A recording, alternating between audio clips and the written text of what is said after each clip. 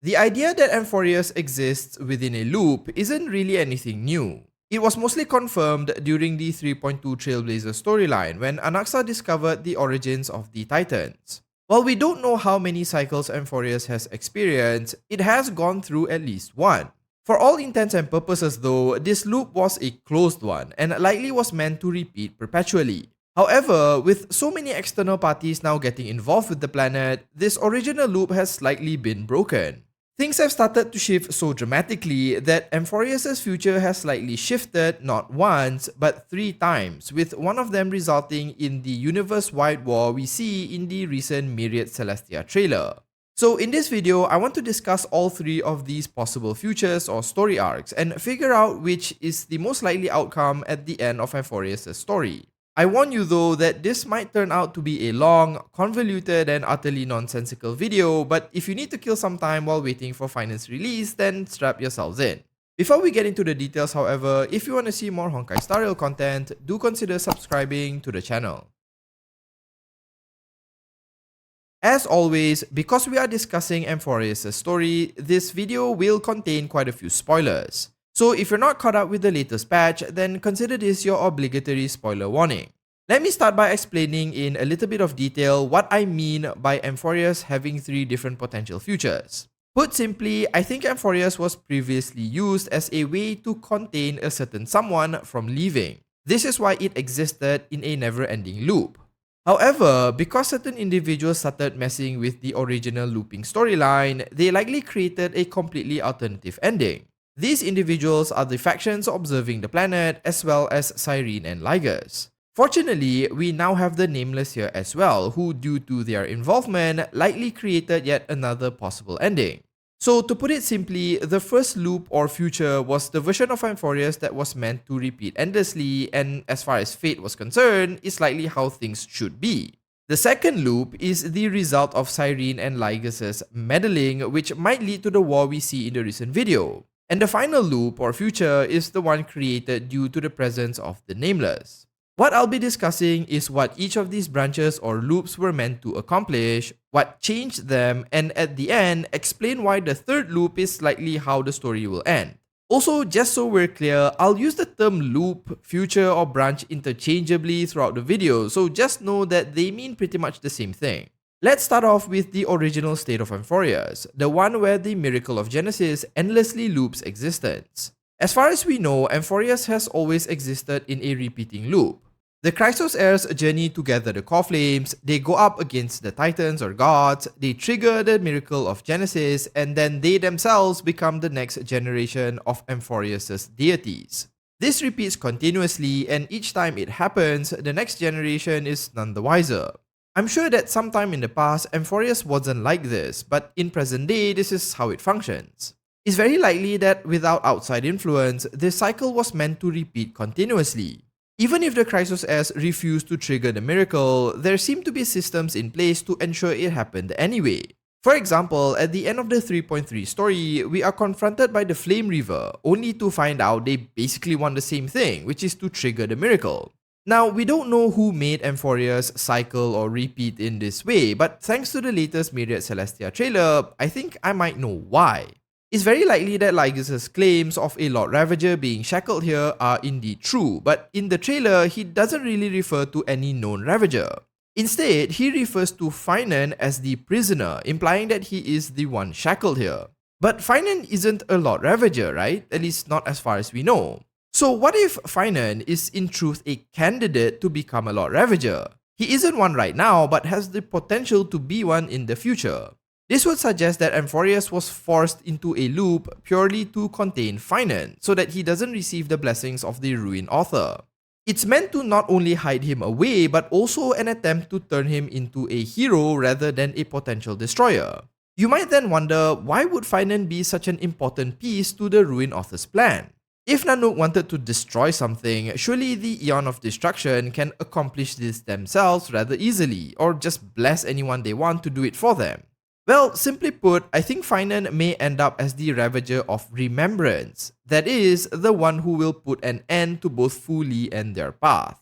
I go over this in a lot more detail in another video, but to put it simply, we learned recently that each ravager is tasked with targeting a specific path and eon.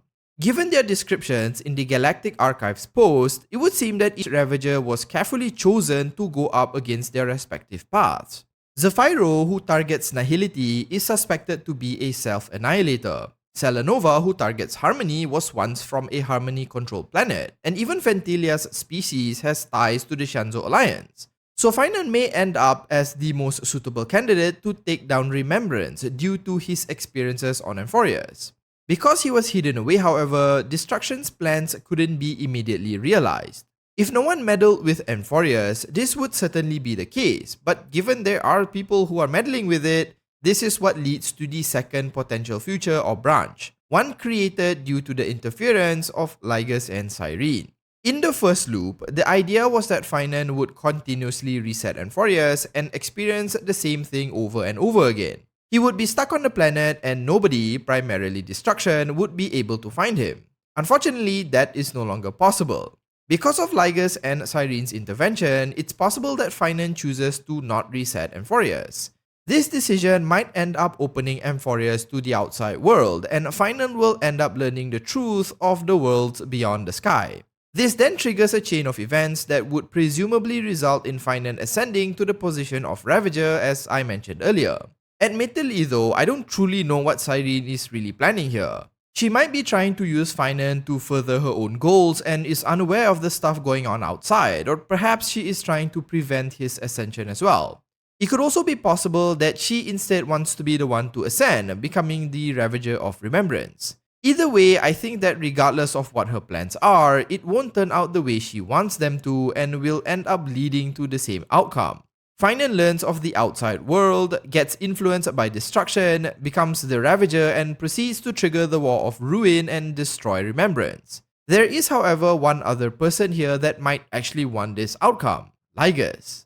See, while Ligus claims he is bathed in the gaze of erudition, which might make you think he is on Noosa's side, I suspect that this Intellitron is all kinds of corrupted.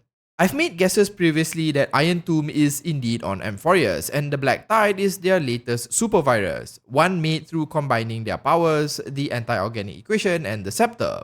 This virus is very likely being tested on Amphoreus and is designed to probably kill Noose. So I think that Ligus might be already corrupted by Irontomb's influence and why they are trying to get phainon to leave and become a Ravager. He pretty much says it in the Myriad Celestia video, as at the very end, Ligus was blatantly trying to convince phainon to leave and become the Spark of Destruction. He outright refers to phainon as the prisoner who picked up the Starfire, perhaps a Stellaron, and that he should follow him so that they can pen the Prelude of Destruction.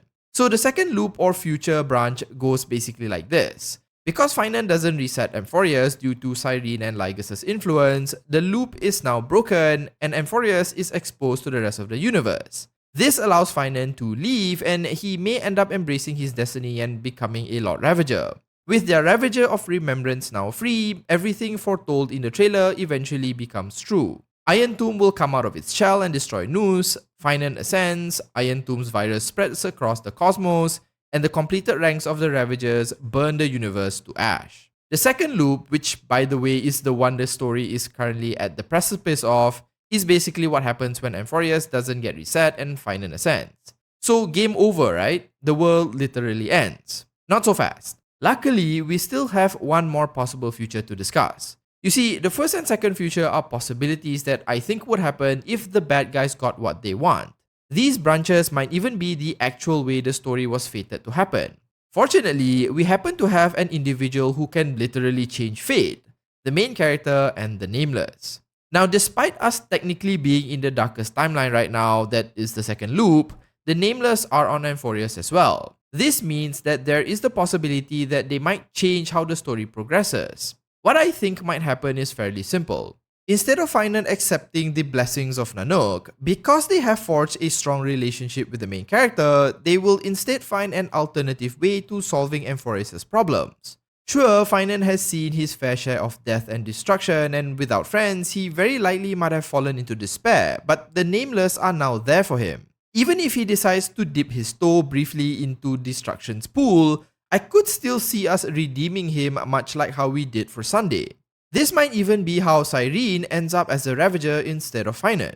The trailer pretty much suggests that fate might be overwritten by the Nameless as well. Towards the end, the Ravagers mention that even they can't be sure their plans will work simply because of the Trailblazers' presence. The Path and its Path Striders have previously brought salvation to many hopeless situations, and Salanova even notes that trailblazing always ends up igniting something. So it's very likely that the Nameless will end up redeeming phainon, and they might team up to put a stop to Irontomb, who I suspect is on Amphoreus as well. If they manage to do this, it would mean that the virus does not get released, Nous and Erudition doesn't fall, and the war we see in the Myriad Celestia video doesn't happen. This is likely the best outcome for those on the side of good and throws a huge wrench into Destruction's plans. This might even tie into whatever the Stellaron Hunters are planning, because as you recall, Kafka revealed at the very end that we will need to face Nanook.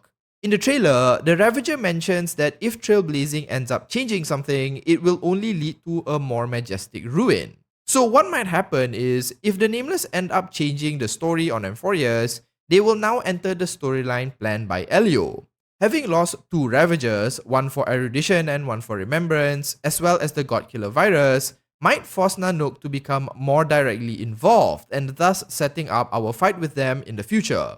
This is what makes Amphoreus incredibly important. If the Nameless fail here, then everything is lost, but if they don't, we will enter Elio's planned story.